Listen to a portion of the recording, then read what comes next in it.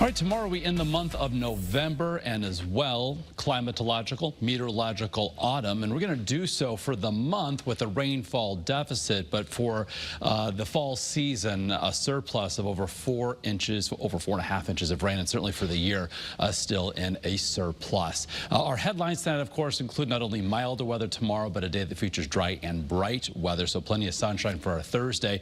We're also on the lookout for the northern lights for tomorrow night. Possible viewing here in southern New England. More on that in just a moment. Also, rain will be impacting part or parts of the upcoming weekend. We're talking about later Friday and as well perhaps on Sunday. Right now we've got temperatures ranging from the mid-20s to low 30s. Many communities below freezing inland already.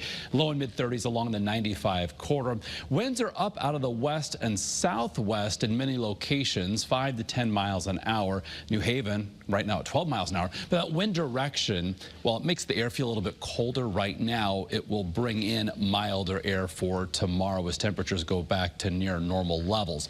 Our ICAM view from Middletown looking across the Route 9, that big void, of course, that darkness is the Connecticut River, and looking out from Old Saybrook, kind of the moon backlighting some of the scattered clouds that are out there. So first alert live radar at one point trying to pick up on a couple of flurries in the northwestern hills. You can see this on the wider view here, but that's not really even reaching the ground tonight. The cloud cover that extends back across Pennsylvania and New York is going to be moving through and away as we head toward daybreak tomorrow. High pressure continues building in our direction, staying to our south. On the back side of this, that southwesterly flow brings in the milder air that we will certainly feel tomorrow. So overnight tonight, in the usual colder spots, northwest, northeast Connecticut, temperatures bottom out between 20 and 25. The greater Hartford area around 27, upper 20s along the 95 corridor. Then tomorrow afternoon, mostly sunny. Temperatures rebound nicely well into the mid-40s, right in line with what's considered typical or average for the last day of November.